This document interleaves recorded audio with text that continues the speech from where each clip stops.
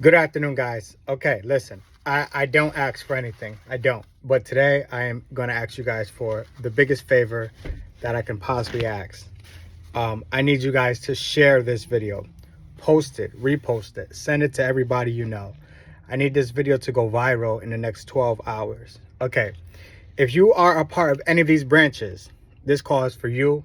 But if you're not, keep sending it out because it's going to reach those that it needs to reach. All right, guys, I try to figure out on the fly in 10 minutes. I try to figure out the closest branches to branch 41 in Brooklyn, New York. Okay, so Connecticut, branch 19, branch 20, branch 32, branch 60, branch 86, branch 109, branch 147, branch 759, branch 2313, branch 5016, 5427. All right, those branches in Connecticut.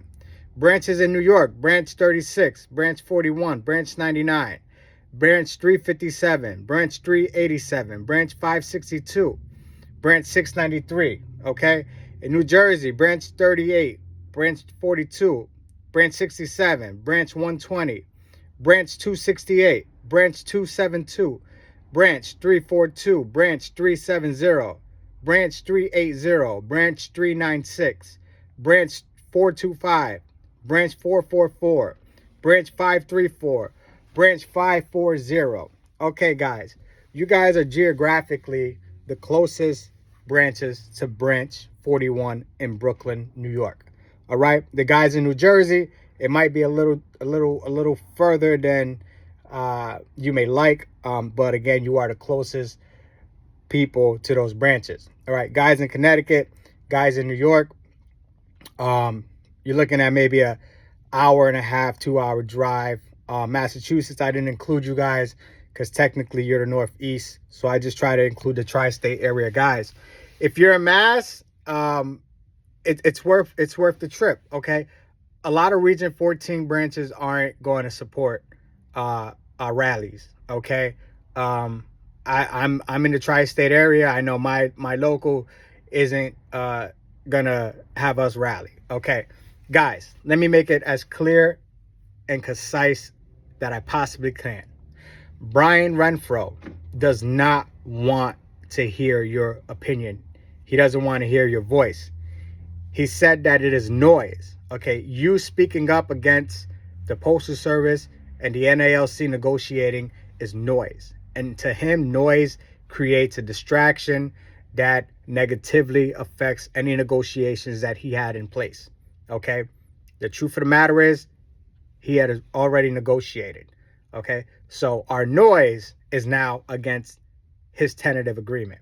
Okay, I saw a video where a branch president laid out the facts, the percentages, the raises for carriers, and how he didn't agree with it. And Brian Renfro said, we're not here to campaign to vote no against this tentative agreement.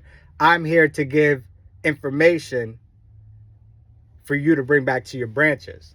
Okay, so Brian Renfro is passing down to branch leaders to give us the information for a tentative agreement that we don't agree with. Okay, so he's wasting his time. Okay, now here's the interesting part.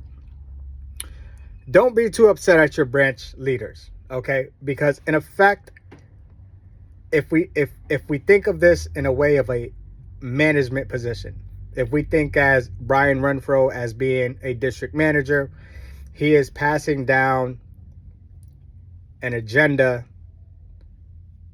to the managers and to the postmasters of every area that district controls. In Brian Renfro's situation, he's passing it down to the whole country. Okay, so in effect, all your local leaders are doing is passing what's being pushed onto them. You know, the shit flows downhill. Okay, even if they don't agree with the tentative agreement, they have the duty to pass on all information that they have to their membership. All right, I don't think too many branch presidents, let me take that back.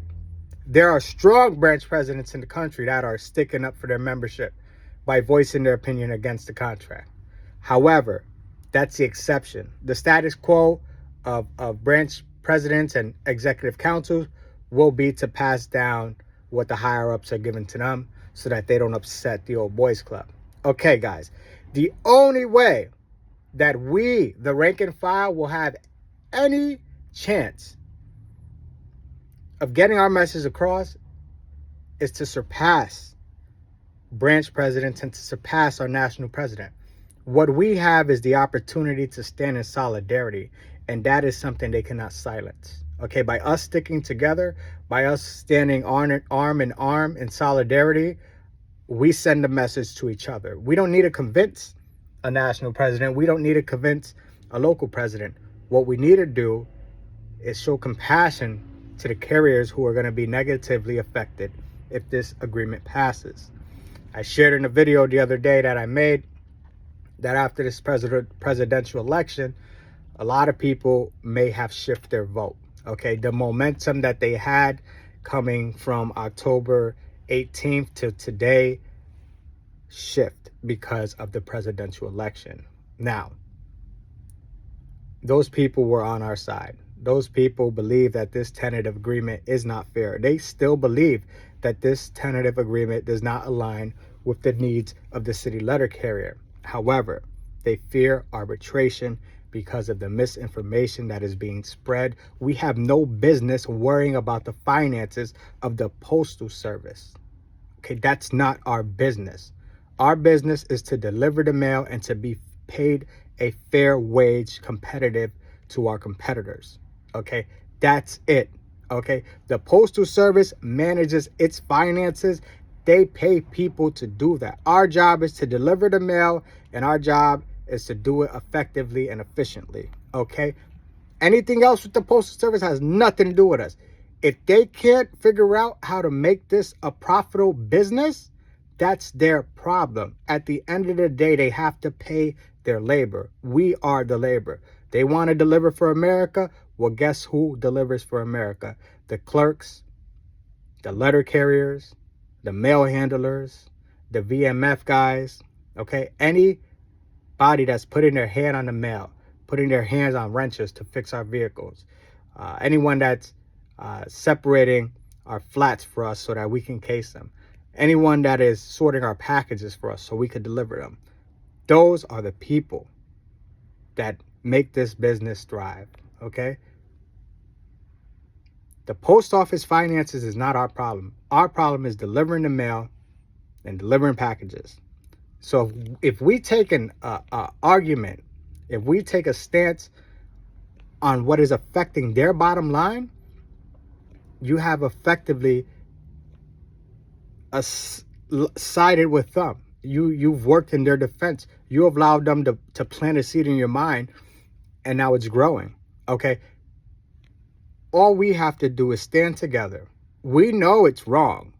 We know it's wrong, but because we're scared that we don't know what can happen, the fear of the unknown, we're willing to take less than what we believe we deserve. And I understand that. But sometimes in life, you're faced with a great obstacle, a challenge, a point in our life where we become uncomfortable, a point where we are called to something greater than ourselves, to protect people that can't stand up for themselves. So instead of siding with an argument that the post office doesn't have this or doesn't have that, create an argument what the letter carrier doesn't have. The letter carrier doesn't have this. The letter carrier has been working without this or that.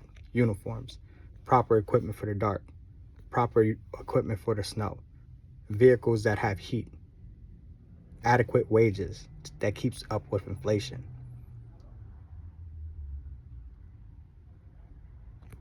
A work schedule that aligns to balance family and work. Okay, guys, our issues are simple. The solution is simple. The problem is that it's going to cost. It's going to cost them. Okay, and if it's going to cost them, they don't want to hear it. So guys, we got to stand in solidarity. Do me a favor, send this message out. Send it to as many people that align with the city letter carrier that you know. Guys, this is going to be the quickest, sharpest, fastest campaign that I ever asked. I'm hoping that in the next 12 hours, we could get this video viral to touch as many members in those branches that I mentioned. And if I didn't mention your branch, and you're close by or you're willing to support, put your branch down there, and I'll shout everyone out in your branch to get as many people as we can to support this campaign. Guys, remember, your vote today is going to dictate the future that we live in tomorrow. Anyway, guys, until next time, I'll be here.